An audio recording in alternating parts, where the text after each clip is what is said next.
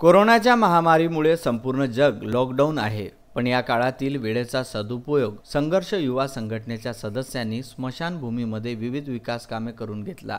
लॉकडाऊनला सुरुवात झाल्यापासून संघर्षाचे सदस्य रोज सायंकाळी 5 ते रात्री 8 वाजेपर्यंत तोंडाला मास्क लावून सुरक्षित अंतर ठेवून सॅनिटायझरचा वापर करून सर्व खबरदारी घेऊन स्मशानभूमीमध्ये श्रमदान व स्वच्छता करीत आहे। या ठिकाणी रस्त्याच्या दोन्ही बाजूला विटाच्या रेलिंगचे बांधकाम करून त्यामध्ये मेहंदीच्या रोपाची लागवड करण्यात आली। रस्त्यावरील सिमेंट ब्लॉक निघाली होती, तिथे सिमेंट लावण्यात आले। परिसरातील मातीचे टेकडे खचून जागा समतल करण्यात आली। तसेच या स्मशानभूमीपासून ते श्री खंडेश्वर मंदिर रस्त्यावर दोन्ही बाजूंना झाडे लावण्यात आली।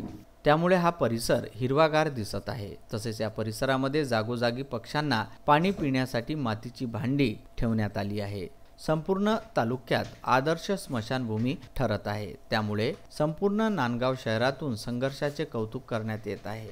दिनेश शेळके, आशिष खंडार, मंगेश देवडे, सुनील सूर्यवंशी, भीमराव इंगोले, सुधाकर कोंडवते, रुपेश भोयर, धनंजय पोहेकर, अजय धानोरकर, निखिल भेंडे इत्यादी कार्यकर्ते अथक परिश्रम घेत आहे।